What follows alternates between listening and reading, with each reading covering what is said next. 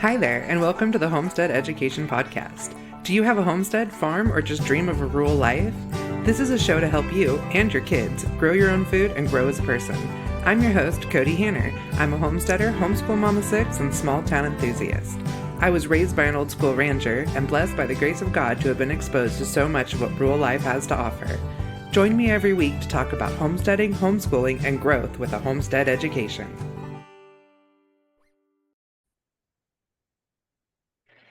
Hi, everyone, and welcome back to the Homestead Education Podcast. Today, I have Cheryl Daley with me from the How to Homeschool Podcast, and she has just been blowing up the internet with her wonderful new podcast about how to help families homeschool. So, hi, Cheryl. I'm happy to have you on. Thank you for having me. You got to come on my podcast, so that interview was awesome. I'm excited to have the tables turned here. Right? It was so fun. Of course, I always love the shock factor of how our life actually looks. Yeah. But yeah, I'm really happy to have you on because I remember when I first came across you, I think it was on Instagram or something, and your tagline just really caught me about how you went out from working in the government to homeschooling your kids. And it's like, oh my gosh, how do you leave a government job? But I might be jumping ahead a little, so introduce yourself real quick. Yeah. Well, no, that was it. I've been a government worker for 16 years. So that's all I knew. And, because the education system, like I felt, and I feel like a lot of people feel this way, it doesn't really open us up to explore the possibilities or give us that free time to just like learn what do I like, what don't I like. I never really knew. You were shuffled here and there. And I always kind of felt that in my 20s, working for the government is just so boring. I mean, you're there just wasting your life away. I'm not saying every government worker feels that way, but even the people that I saw that were busy, I'm like, what really are you busy with? Are you busy with a task that they're just making you do? And then at the end of the day, you do all this work and they're like, thanks for doing that. It's going to go nowhere. So it's like this whole rat race of just like school, get out, get up, rush out the door, go do what they tell you to do so that you really have no time to dictate your day. And then I graduated college and my parents were like, well, we were government workers. So here, take the civil service exam. And I did. And I got into, started with the tax department and climbed my way up within 16 years. And I still always was just like, man, it sucks that I don't like doing anything. What do I like? I taught Zumba on the side and, like, I don't know, I liked going to happy hour or whatnot, going out with friends, but there was nothing like making you want to be excited to wake up in the morning. So then 2020 happened for a lot of people. That was a wake up call. And Oh, yeah. yeah, I had a 3-year-old at the time and he was in a private daycare, but I'm in New York. They still had to go forward with the New York regulations. They weren't like an under, the table kind of daycare. They were legit.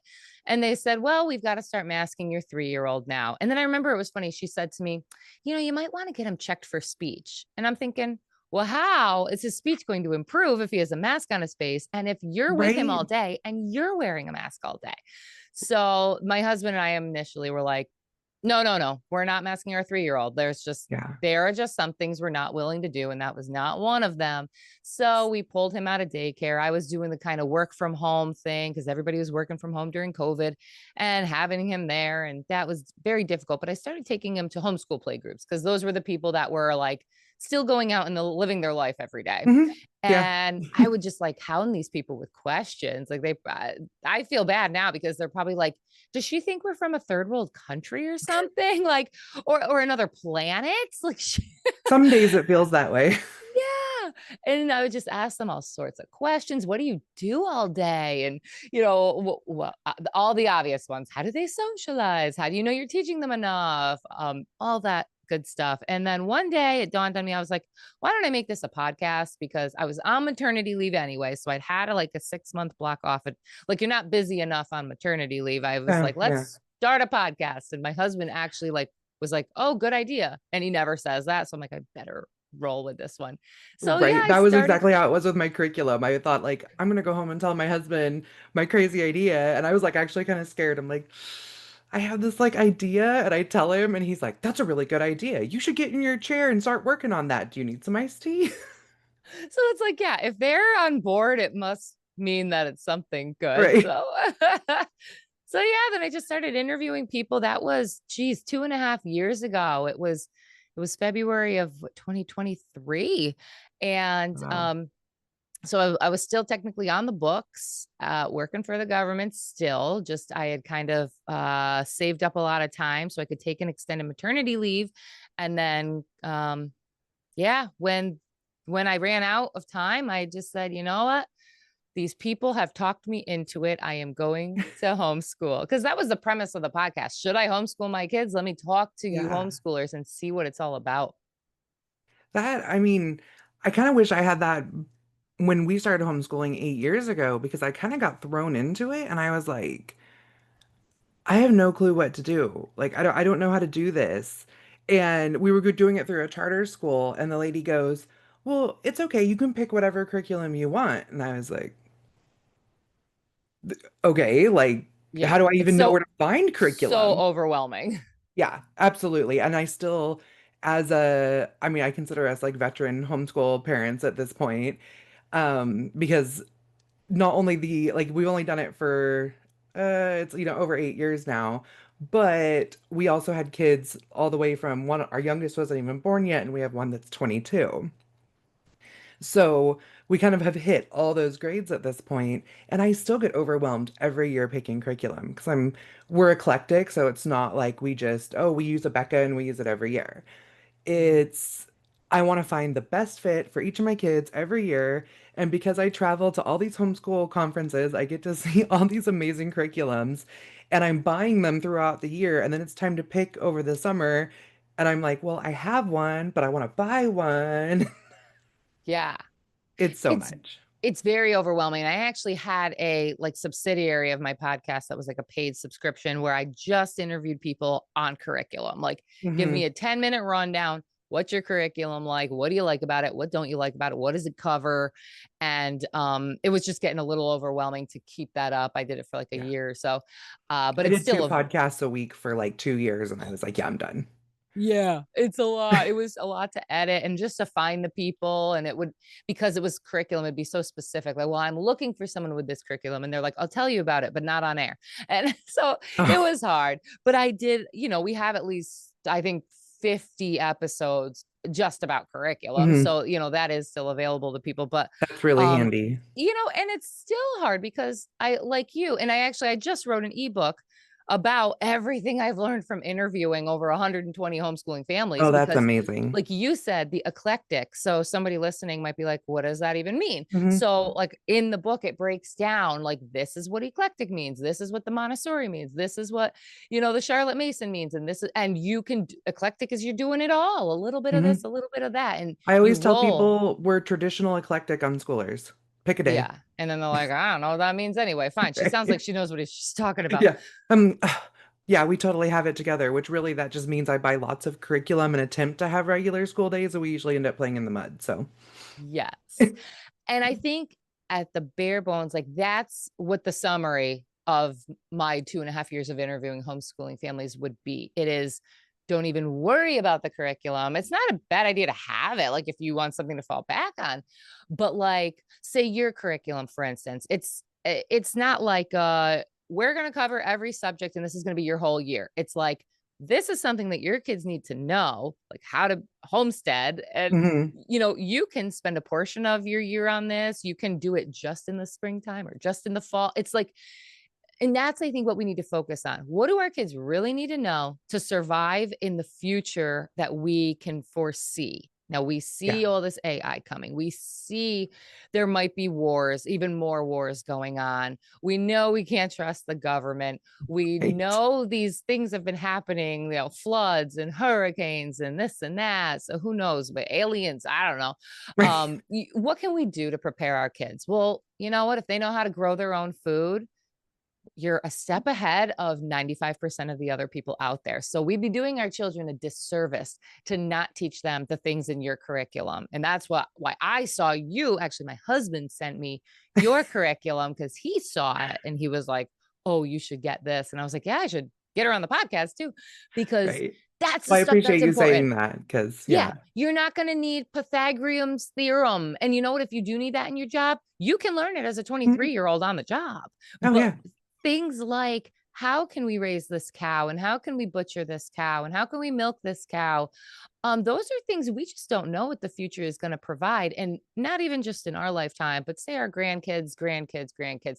If they're like, oh, that generation back in 1950, 2000, they dropped the ball and they never let us learn what our ancestors have learned for thousands of years. That's our fault. That's on Like, us. literally, So that's like a breakdown of society right there. yeah, we need to take responsibility as Mhm. parents, and teaching the stuff that's in your curriculum is that responsibility. Right. And I mean, I look at it too in the concept that kids like they're taught to like memorize things in school. Then they memorize it even more in college, and then they go get a job and they have to apply that. And Hmm. that is a lot. Where with what we're doing on the farm, they're learning how to apply it from the most like basic concept to a more advanced concept to an even more advanced. And then in high school, they're taking my daughter's taking honors biology right now. She's practically teaching herself because it all comes around to what we've already learned. And then when she goes to college and gets a job, if she does those things, or, I hope she'll get a job, but if she goes to college, she's not going to have to learn how to apply those things because she already knows how to apply them and learned what they meant. You're so right, because she's doing it and she sees it. Hmm. And that's why kids, another reason that they're doing so poorly in school, because nothing they're learning is really relevant to their life at that moment. And then Hmm. you take the next step, they wouldn't know how to apply it if they Yeah. had to, because you're learning it in the most boring way in a textbook with 35 kids in the classroom. Some classes don't even have enough desks for everybody. A Yeah. teacher that is stressed, overwhelmed, underpaid, under resourced. It's not, we're And then when you look at the history of the education No. system, which Yeah. is how it was set up from the Rockefellers, John Dewey, Horace Mann, they just wanted a nation of obedient workers, smart enough Hmm. to do the job, not smart enough to question it. And it was really created for the Industrial Revolution, but we're past that now. Yeah. So we have to move past that with our education for our We kids, we because absolutely. none of the elites send their kids to school. Oh no, they do like, like classical education and things like that. Yeah, Montessori. They Hmm. do private little, not even private schools. They will do like, oh, this pod that somebody created. We hired teachers that we believe, what they teach, and they're the ones teaching a group of our kids. So it is, and none of the teachers, or none of these elites too, like Mark Zuckerberg, I just posted this today. He doesn't even have his children use technology in his home. Yeah. I absolutely believe that because they know how addictive it is. That's literally how they have made their millions or Yep. billions or whatever they have. Yes, we are their test dummies. They're chicken herds. That's Hmm. all we are. I So we always have to remind rise my up. I always remind my kids, technology is a wonderful tool, but that's what it is. It's a tool. And sometimes that tool is for entertainment, but it's not like an end all be all. Yeah. And it's hard. I think, a good part about homeschooling is that your kids are not going to be as subjected to the pressures of the Mm. social media or the technology when they are homeschooled, because generally most homeschoolers don't use a lot of technology. We're all kind of on that same page that we are Hmm. weary of this. And it's harder in school when they see like every single kid in my class has a phone and has access to, uh, you know, all of the social medias. It's hard to have your kids singled out and not part of that. But then when they are part of it, I mean, it's everything from the dopamine hits all Hmm. throughout the day. And then when they don't get them, they get anxious, to the video games, and they're grooming kids for all sorts of things. The AI is going crazy. And I use AI, with my podcast and stuff, but we're Yeah. also I mean, adults and we grew up in an era that we didn't have technology as right. kids. So I always kind of like, what is it, the Oregon Trail generation where we started out with no technology, and by the end of high school, we had a pretty close to what we have now. it's And yeah, we're the first generation to ever have to deal with this, and hmm, parent doing it. yeah, it's It's it's it's hard, and we know we can't go to our parent. Well, we can't go to our parents for a lot of reasons, but we can't go to our parents and say, like, how do we handle these types of issues with our kids? Because no one has ever parented the way we have to parent right now. You're right. And that's so huge. So Hmm. the more research we can do on it, or shield them, let everybody else be the guinea pig. Right. Well, I think that's what we're doing as, homeschool parents. I always say that we're not shielding them from everything in life. We're shielding them from like that culture of relying on systems that the first line of defense against these really crazy things. And then like with my older teenagers, I sit down and be like, "Hey, this is what's going on in the world. Have you seen it on, anything that you've been watching on TV?" Or like my daughter, she's almost 17 and has social media now, because I'd rather her have it in the house with me Under where I your can guide care. Yeah. her. But I mean, even this weekend, she met a group of kids at fair that she got along with really well. She had known some of them for a while, but there's this group and they're like, "Oh yeah, hit us up on Facebook and we'll all go hang out." And they all walked away and she looked at me like, "How do I do that?" And I was like, "It's okay. Like, I'm actually friends with one of their moms on Facebook, so we'll find them." And then you just, you shoot them a message and be like, "Hey, it was awesome hanging out. Like, what do you want to do this weekend?"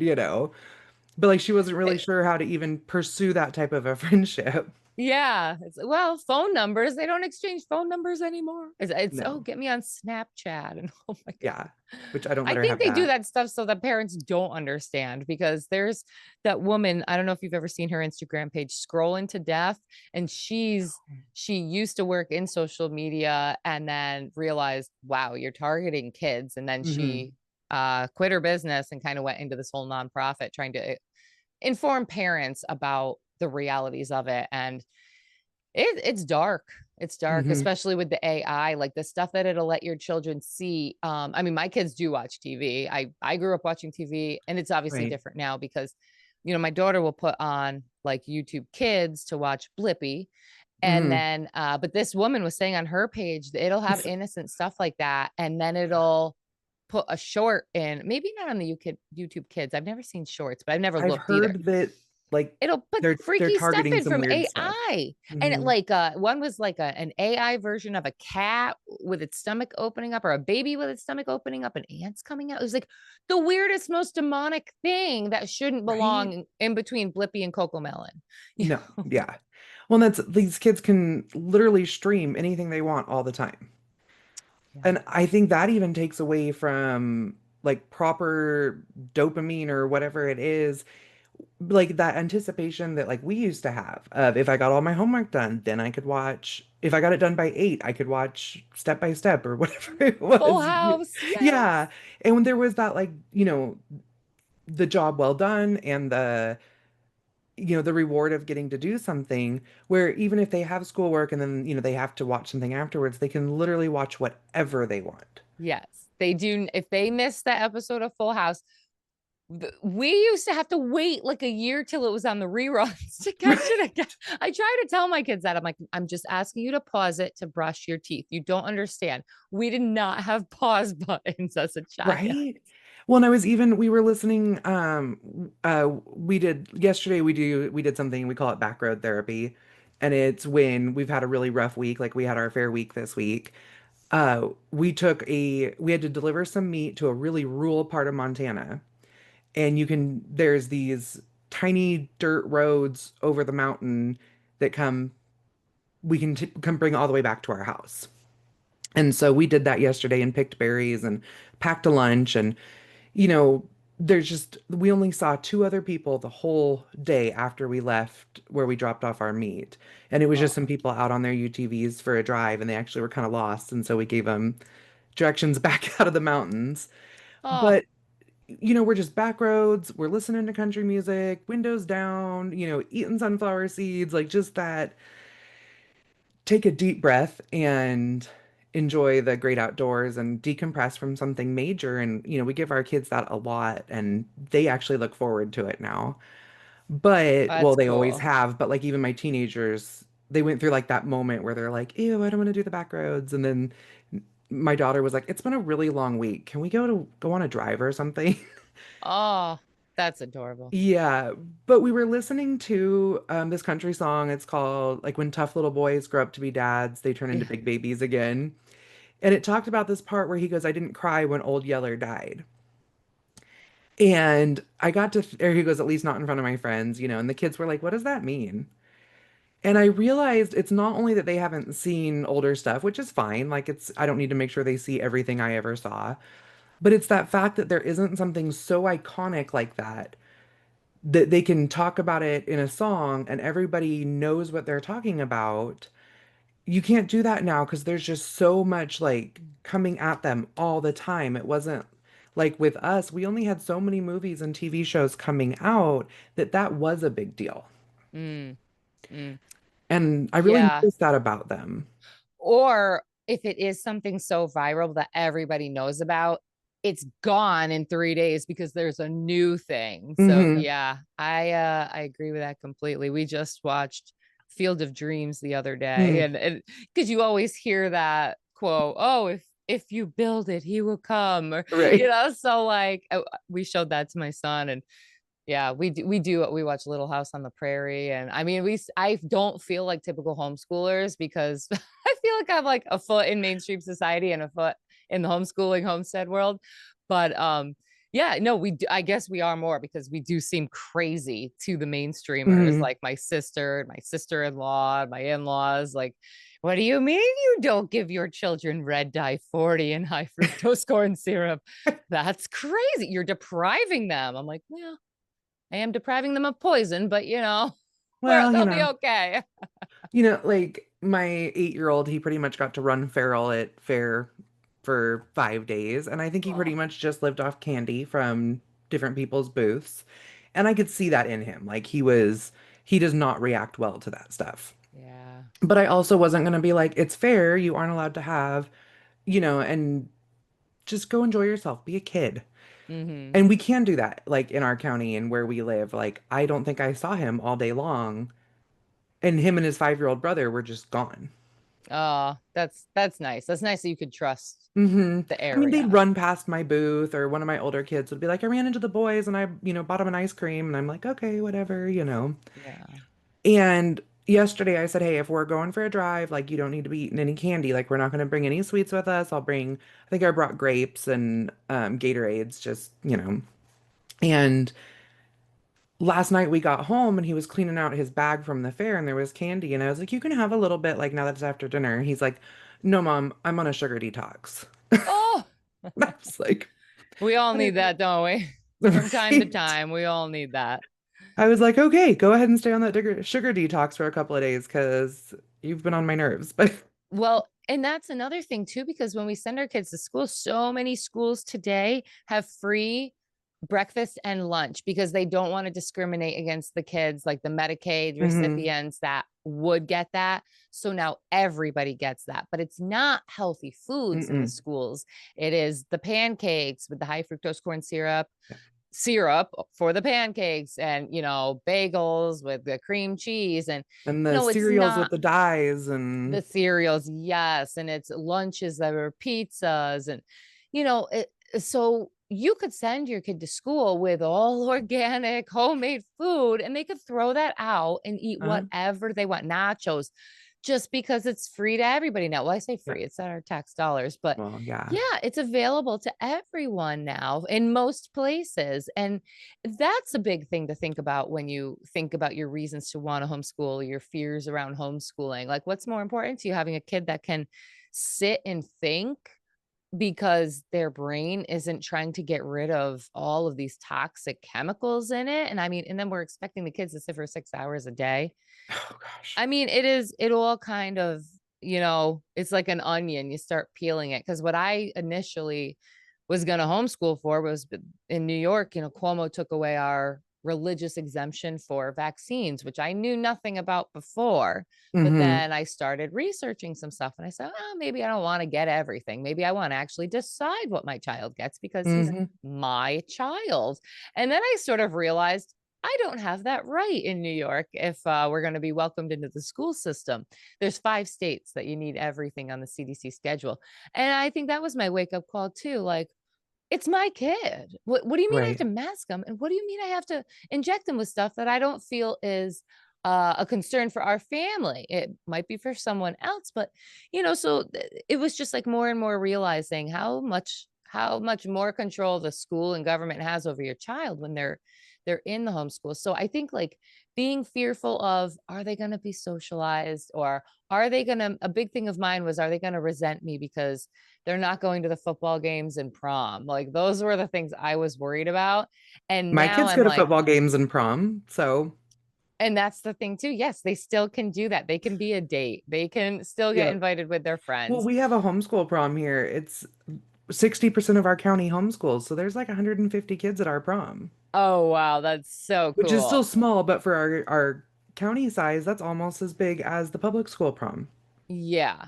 And if Yeah. you don't have that in your area, if you and a couple of homeschooling moms or dads started one, I bet Hmm. you could get some neighboring counties and you'd have the same thing. Like Right. that was And a we don't start it. realization. It's not just for juniors and seniors. We do it if they're a teenager, like 13 and Okay. above can come.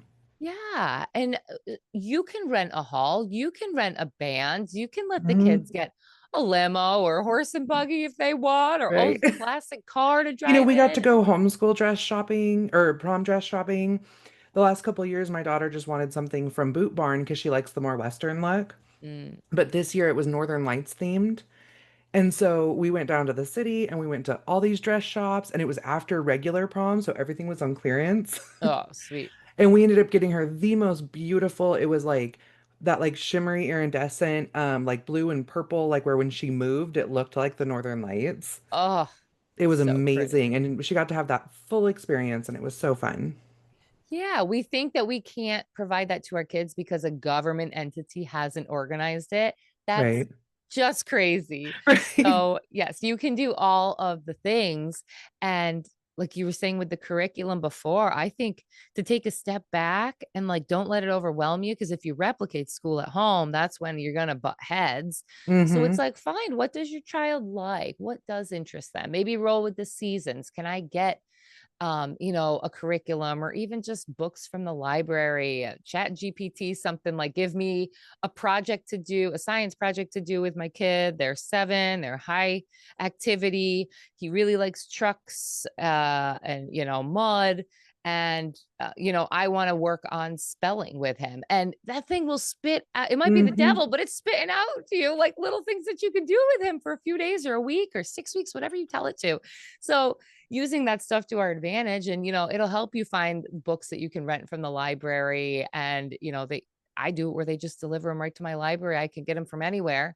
They send it to my Nice. library and I pick them up in one bulk, like 20, 30 books. And Hmm. yeah, it's just it's never been easier. So we do have some curriculums we do too, but I like doing the nature studies and unit studies like yours. So it's just it's hard to think about it, and it seems overwhelming when you're not in it. If you're still a parent that Hmm. sends your kid to school and you're like, I like that idea, but I don't know that I have the time, or the overwhelm is too much. But once you're in it and you just take a step back and say, this week, we're just going to go on a nature walk every day, just a little walk every day, notice something, jot it down in a journal. Your kid's getting writing, science, gym, all in Uh-huh. just that, and connection with their parent. Are you looking for new ways to advertise your business? I would like to invite you to advertise your business on the Homestead Education Podcast. Did you know that 60% of listeners will make a purchase after hearing an ad on a podcast? Why is this? Because personal connections and credibility from someone they truly trust will give you the best conversions. My podcast has been on the air for over 3 years now, and with an average of 5,000 downloads per episode and tons of long term listeners, you're bound to have somebody who will find that credibility in me. All ad spots will be promoted on YouTube, Instagram, Facebook, and my weekly newsletter. I have podcast sponsorship spots available that are affordable for all business sizes. And all advertising revenue will be used towards my educational outreach in the form of travel costs, curriculum development, supplies, and the administration of such activities. Go to my show notes now or visit thehomesteadeducation.com/podcast dash sponsorship. I hope to hear from you soon. It's absolutely true. I mean, in it, like I said, every kid can be different too. My teenagers, they're wanting to go to college. So yeah, we're doing college prep level classes, but they're teaching themselves and doing it in 3 hours a day. And I'm just there to, I don't know, like correct their math, or my daughter's dyslexic, so I'll read out loud to her sometimes. Yeah. But my little guy is like, my 8-year-old, we have a math curriculum and an English curriculum. We do it on the days that work for him. Mhm. And sometimes he'll do 3 or 4 lessons in a row, and other days there's no way I could get him to do a lesson. And it's not behavioral, it's just he's not in the mindset for it. And you know what? There's days I'm not in the mindset for it. Mhm. But then at the same time, he's the first kid to be like, I'm interested in something, I'm going to deep dive on it. And he's looking at YouTube videos and he's pulling out books and he's asking questions. And I mean, my daughter found a turtle on the side of the road the other day. And so she brought it over for the boys to see it. And we ended up talking the rest of the way home, like 45 minutes, on why the turtles were crossing the road and why they were, because we're right by a refuge and then there's an irrigation ditch on the other side. And then we were talking about conservation and, why reptiles have salmonella. And so that's why I gave her hand sanitizer afterwards. And we're just going down and down and we get home and the kids run in and pull up a YouTube video on turtles. And I mean, they just went down the thing and like they pretty much gave themselves a 3, 4 hour science lesson and I really had nothing to do with it. Oh, that's so cool. And you know what? That stuff happens all the time when you homeschool and you have the time to let it. Because I thought the Hmm. same thing. Before we homeschooled, I was like, what would I do with these people all day? Right? What are we supposed to do all day? I don't even know what I like doing. What would we do? Just sit there and read books together? Like, that's not me. Right. And now that we're in it, it's like, oh my God, we were home for springtime. We saw these robins making a nest right outside my daughter's bedroom Oh, window. If she actually slept in her bedroom, it'd be her right. bedroom. Yeah. But so we watched them like making this nest. And then I was all worried because I'm like, oh my God, they haven't been back. They haven't been back. We've scared them away. And lo and behold, we found one egg in there one day, another egg the next day, another egg the next day. So then it was like, well, let's start documenting this. So I had my son, he was 6 at the beginning of spring, and we put some papers together and he made his own little journal and he, Oh. jotted down the date that the nest was done and the date that we found the eggs in there. Then, we watched them sit on the eggs and what that was like and how many days it took for them to hatch, how many actually hatched, the parents feeding them. We took videos, we took, Oh my you know, goodness. and he was jotting down the whole time. Okay, incubation is 10 days. And then how long does it take for them to fly? And what do they eat? And then we were researching after they left, like, do they stay nearby? Will they come back next year to make their nest here for their babies? And how long do they live? And you're right. It's like it snowballs because it's Hmm. relevant to their life. And then it just brings up other things like, oh, hey, well, now we found caterpillars in a tree. And all right, let's grab a couple of those things. And oh, well, these ones turned into moths. And so what kind of Eastern tent moths, I don't know, caterpillars. And so then we're learning about that because it's relevant, something he found. We put it in a little jar and what does he eat? So it was like all this cool stuff that I never learned in school. Hmm. And, you know, uh, I think it's way more relevant to real life or just to get them excited about learning and not crush that spirit like school Oh tends to yeah. do. I mean, we have a 5-year-old, we joke he's one of those COVID babies. Um, like he's I don't know, they're like a different breed. Like he's feral and it's not just him. Like every other 5-year-old I meet right now is just as feral. And but he's a little like he was early, he doesn't really talk still, even though he's like 5 and a half.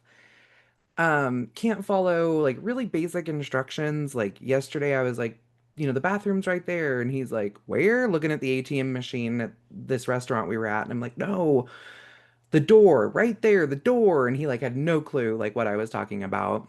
And we worry about him and like we've had him in some speech therapy and a couple of things like that. But the other day he was watching a YouTube video of kids jumping their bikes. And he brought it to my husband and he's like, "Me do that?" My husband goes, "No, bud, like you still have training wheels on your bike and like it's not safe because you don't know what you're doing." And he's like, "Me do it," and walks outside and we're like, "Yeah, whatever, dude." We went out there. We were, we could see him riding his bike and stuff, but we weren't really paying attention much to what he was doing.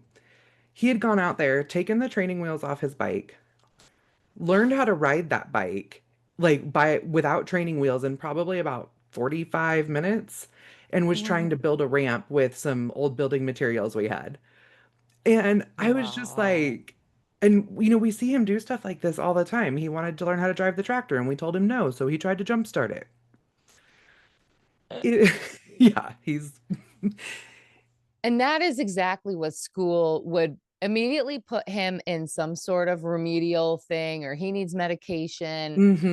it would Uh, just it would kill his but he's uniqueness and got spirit. something, and they say that too about like kids with autism. They're like, once you find what they're good at, they Hmm. thrive. Like you make like for instance, if they become a detective, you get someone normal into to be a detective, they might miss all this stuff that Hmm. someone with the hyper focus is like, oh yeah, I see that over there, I see that, connecting dots that most wouldn't make.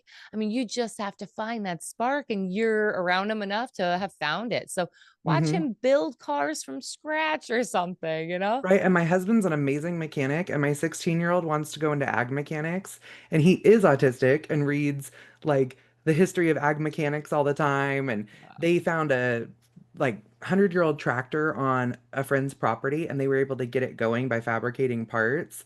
My husband Awesome. didn't even know what it was, but my 16-year-old son did. And our 5-year-old is right there with them for every step of the way. Oh, and you know what? They wouldn't be able to do that if they were both in school. They, No. all that connection of them together wouldn't be The happening. relationship wouldn't be, and that's a big one is all my friends hated their siblings. I was an Hmm. only child, so I didn't really like see that. And I wanted a big family, but I was like, oh my gosh, they all hate each other and they're like pitted against each other and they won't play together. And we have 6 kids who genuinely enjoy each other.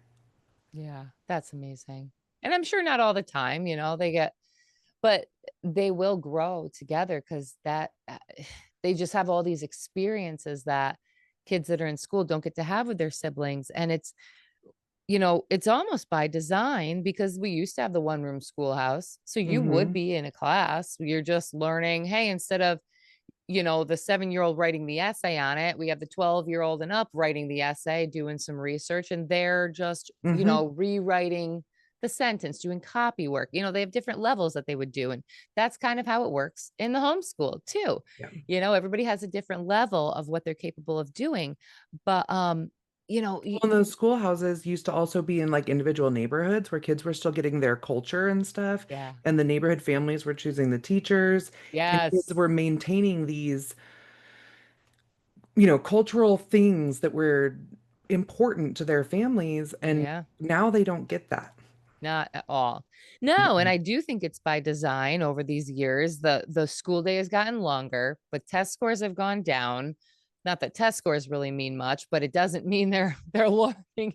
If you're in Right. school for longer and your test scores are going down, what is There's the an point? issue. And not even longer in the daytime and or over the year, but at an earlier age. The school down the road for me takes 4-year-olds full day now. So it's they call it preschool, but it's universal preschool, but it's paid for with our tax dollars. So it's free. So, of course, these parents are going to be like, yes, free daycare at 4 years old. And then, you go all the way through graduation. And if you go to college, all these years that you're not with your parents during the day. And not only that, but it's like you're learning one thing, your siblings learning another. They got influence from their friends and their sports teams and their teachers. So when they come back to the house, it's like you don't even know each other. And then they're changing curriculums. We had Common Core in New York for a while where Hmm. they just changed the way that you do math. Like all of a sudden it didn't work anymore. But I think it was because they wanted parents not to be able to help the kids with the They wanted the homework. disconnect. Yeah. And why are they sending them home with homework? That's our time with our kids. That's bull too. Right. I mean, if you think about it, by the time they ride the bus and go to after school activities and that type of stuff, I mean, you get what, maybe an hour with your kids a day on a school day? And you're rushing around to get dinner on the table and everybody showered Hmm. and taking them to sports practice and trying to manage your own life. I know it's in when you're in it, it seems so normal. Like you're Hmm. like, oh, I'm It does. stressed. but this is normal. This is life. This is what everybody does. But when I stepped out of it, it's like, oh my God. And my kids do drive me nuts and I Oh, am yeah. stressed out, but it's like a different way. It's still, I'm doing what I want to do today. And, just Like, how for, many times do you have to say, I don't want to hear that noise anymore? why are you screaming at the top of your lungs? Right. Yeah, but there is something about waking up and you getting to decide as an adult or a child, what am Hmm. I going to do today? What do I want out of today? Instead of what does somebody else want out of me? So like, for me today, it was like, okay, you guys I'll sit you in front of the TV.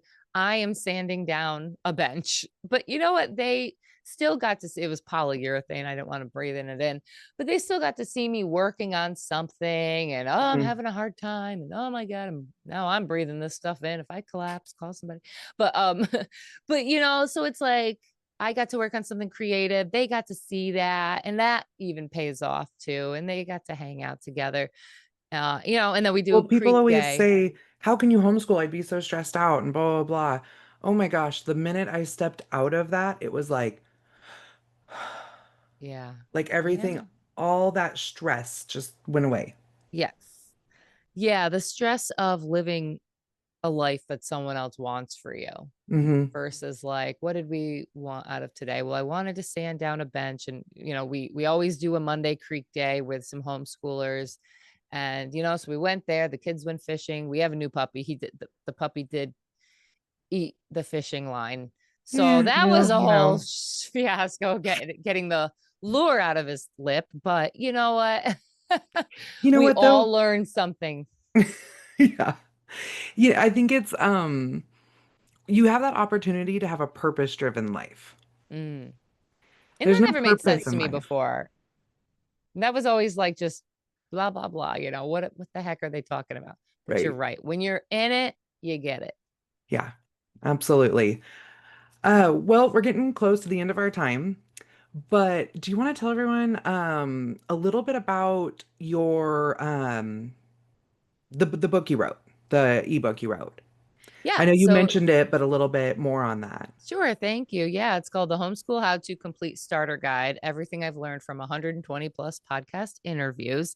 Wow. And I pretty much just kind of summarized like I did today, kind of why I got into homeschooling itself and what really the key points that I've learned from people over this 2.5 years. What are the overarching themes? What are the mistakes people made? There's a whole section on like rebuttals to people who just don't see, what about socialization? Are they going I to be always just smart say enough? we socialize our dogs, not our kids, but Exactly. But those things that scare people, this is what you can say back, or here's the reality. And throughout it, I put quotes from my guests, which was really cool, going back through and being like, oh man, what she said was so profound, or what mm, he said really clicked for me. And to go back and like set that in. I don't know. I really enjoyed it. I just interviewed Del Bigtree on my podcast the other day. It's getting released this weekend, and he might be writing the foreword for it. I'm not oh, wonderful. going to put that pressure on him, but I brought it up and he said send it to me. So I am that would be super cool. I love Del. But yeah, it's really just like, where should I start? And like, here's just some basic stuff you need to, because I've read homeschooling books and they are wonderful, but that's Hmm. one person's way that they did it, Yeah. and that's great. This is nice because it's like a compilation of just what did 50 people say worked for them? What did 50 Right. people say didn't work for them? So that was kind of cool to go back and reflect and write. Yeah.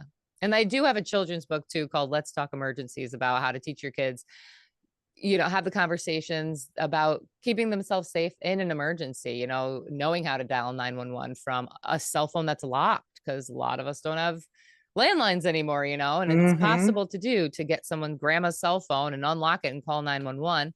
Water safety and even internet safety. We've got people luring kids, and it is still meant for kids. It's, like a wolf in sheep's clothing kind of thing, like talking Hmm. to the little one on the computer. So it lends the opening of the conversation, how important it is to teach our kids their address, their phone number, mom and dad's last name, first and last Hmm. name. Cause I've talked to cops, while I put that together, and they're like, kids never know their parents' first and last name.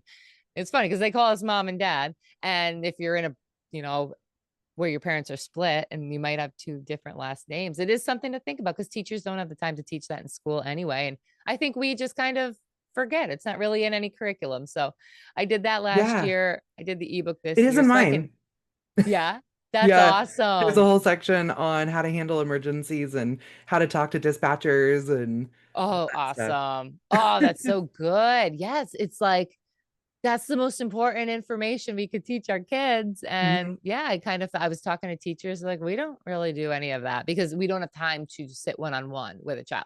We Yeah, expect parents to teach it. And then I'm like, well, are you telling them at back to school night that that's their job? Because yeah. you Or can't are just they supposed to assume. do it in that hour a night they have with their kids? Right, right. Yeah, everyone's just too busy. So, oh, I'm so glad to hear that you do that too. So Although my important. 5-year-old, if you ask him who his mom is, he says Homestead Science because we go to events and he gets lost, and so he gives them the booth name. Oh, but that's exactly, yes. If you're lost somewhere, who do you find? Yep. Perfect. Perfect. He Oh, did it at the fair this weekend with the Shriners. He wanted chips from their booth. And then they're like, "Well, who's your mom?" And he's like, "Homestead Science." But our booth was actually for our homeschool co-op. And it oh, just happened that that lady had walked by the booth and saw my book sitting out because we were promoting all the different classes we teach. It oh, was super awesome. funny. It was funny because it had a happy ending. Right? Yeah, there's always like a security guard bringing my kid back or something. So, they think he's lost because he can't say that's my brother right there. Oh, And well, so at yeah, least they the bring him police are on back, and top I'm of like, it. we'll take him back to his brother. His brother has the walkie-talkie. But Might be time for a GPS chip on him. we put an Apple AirTag on him at the big conferences. Oh, yeah, that's a good idea. Yeah. So, another thing I like to ask everybody is, what does keep growing mean to you? Ooh, what does keep growing? Well, I mean, I think as people or food, I think we all are living beings on this planet. And, society has done a great job at detaching us from nature and our food. But keep growing would mean, keep growing that food, keep growing your body, realize that food is medicine, and grow your mind. Don't stay shut, oh, I voted for one person, so therefore I have to follow everything that person did. No, growing is, you have a mind of your own. This government will play tricks on you because there's people even higher up that are controlling things. So grow your Hmm. mind, grow, your love for your children, your love for your life, grow your food. I just think it's endless.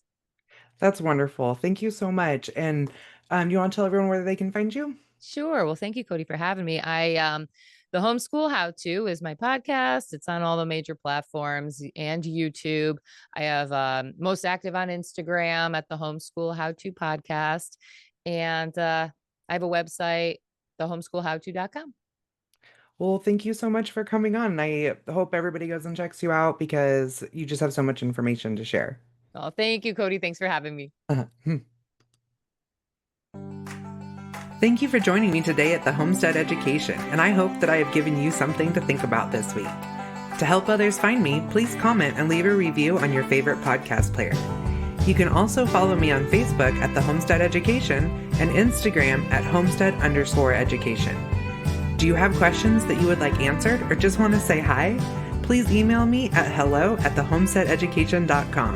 Until next time, keep growing!